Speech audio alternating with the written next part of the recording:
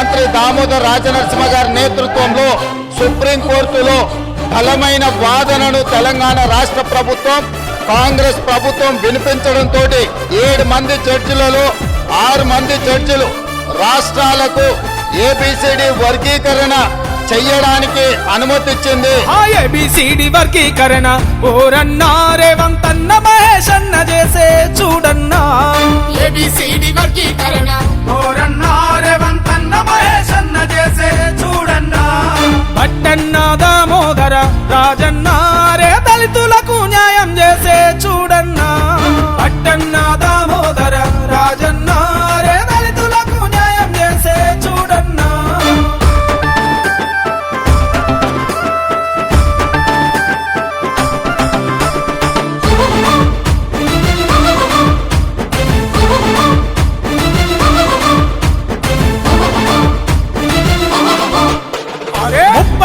పోరాటం వర్గీకరణ ఆరాటం ఎంతకాలం ఎదిరిసు పని ఎనుముల రేవంతన్నా. న్యాయమైన మీ కోరిక చట్టబద్ధము చేసి ఏబిసిడి వర్గీకరణ ఆమోదా ముద్ర వేసే. దళితన్నల సంబరాలు ఓరన్నా ఇక అంబరాన్ని అంటినాయి చూడన్నా. ఏబిసిడి వర్గీకరణ ఓరన్నా మన ప్రజా ప్రభుత్వం చేసే చూడన్నా.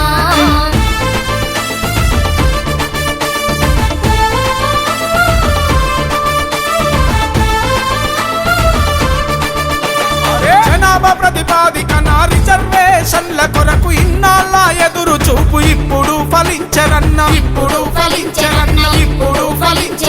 ఎస్సీ ఎస్టీ బీసీ మైనారిటీల అభివృద్ధికి కులగణన ఆధారంగా రిజర్వేషన్లనిచ్చే. ఏబిసిడి వర్గీకరణ కోరన్నా ప్రజా ప్రభుత్వం ఆమోదించే చూడన్నా. ఏబిసిడి వర్గీకరణ ఓరన్నా మన ప్రజా ప్రభుత్వం చేసే చూడన్నా.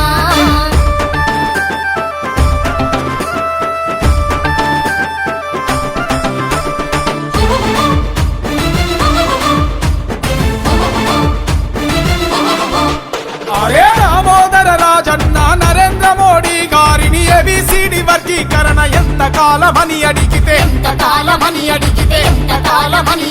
సుప్రీంకోర్టు కప్పజెప్పి చూసుకుంటా కూర్చున్నాడు. సాట్ల తౌడు పోసి మనకు కుక్కల కొట్టాట పెడితే. చట్టబద్ధంగా నేడు ఓరన్నా వర్గీకరణ అమలు చేసిండు రేవంత్ అన్నా. ఏబిసిడి వర్గీకరణ ఓరన్నా మన ప్రజా ప్రభుత్వం చేసే చూడన్నా.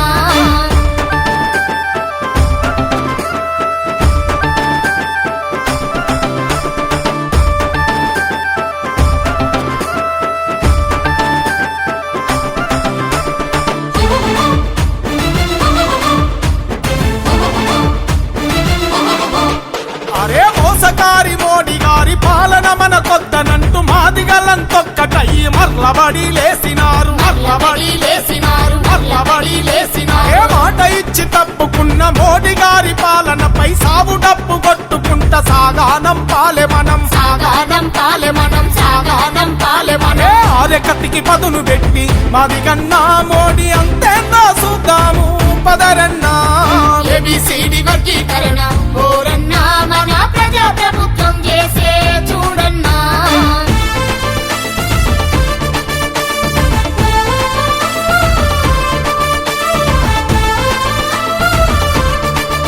అరే చెప్పులు గుట్టినోళ్ళు చరిత్రలో నిలవాలని డప్పులు కొట్టిన చేతులు చిర్ర చిటకలేస్తున్నాయి.